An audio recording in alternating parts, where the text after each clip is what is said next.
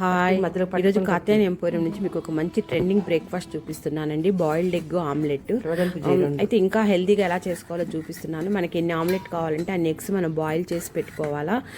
కొంచెం చిన్న తాలింపు పెట్టే బాండి పెట్టి కొంచెం ఆయిల్ వేసేసి ఒక ఎగ్ మనము ఒక బాయిల్డ్ ఎగ్ను కొంచెం పసుపు వేసేసి కొంచెం ఆ ఆయిల్లో మనము ఆ ఎగ్గును కొంచెము అలా వేయించాలండి. వేయించిన తర్వాత ఒక ఎగ్గునేమో మనం రెడీగా ఒక గిన్నెలో కొట్టి పెట్టుకొని ఉండాలా.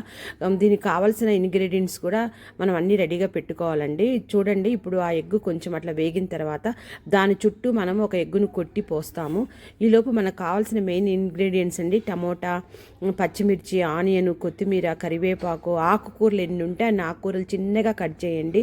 చూడండి, ఎగ్గు అలా చుట్టూ పోసేయాలా. పోసిన తర్వాత మనం అన్నీ రెడీగా పెట్టుకున్నటువంటి ఆనియన్స్, అలాగే ఆనియన్స్ తర్వాత శుభ్రంగా టమోటాలు, అలాగే పచ్చిమిర్చి, కొత్తిమీర ఏమండి. పచ్చిమిర్చి ఇష్టం లేకపోతే కొంచెం కారం వేసుకోవచ్చు. నేనైతే కారం వేసానండి. అలాగే కరివేపాకు, మా ఇంట్లో ఆకుకూరలు 3-4 రకాలు ఉన్నాయండి. అన్నీ కూడా కొంచెం కొంచెం కట్ చేశాను. ఎందుకంటే ఆకుకూరలు తింటే చాలా మంచిది. మనము పప్పు తాలింపుల కంటే కూడా ఇలా ఈ బాయిల్డ్ ఎగ్లో కూడా వేసుకుంటే మనకు డైరెక్ట్గా పోషకాలు కూడా ఆకు ఎక్కువగా ఉడకకుండా మనకు డైరెక్ట్గా బాడీకి పోషకాలు అందుతాయండి. కాబట్టి చిన్నగా ఆకుకూరని అలా వేసేసి కావలసినంత ఉప్పు, కారం వేసేసుకొని కొంచెం ఒక మూత పెట్టండి. ఈలోపు ఎగ్గుతో పాటు ఈ ఆకుకూరలు కూడా కొంచెం మగ్గిపోతాయండి. చాలా బాగుంటుంది, హెల్త్కి చాలా మంచిది. డైరెక్ట్గా మనకి ఆకుకూరలో ఉండే అన్ని పోషకాలు, అన్ని విటమిన్స్ కూడా మనకు బాడీకి అందుతాయండి.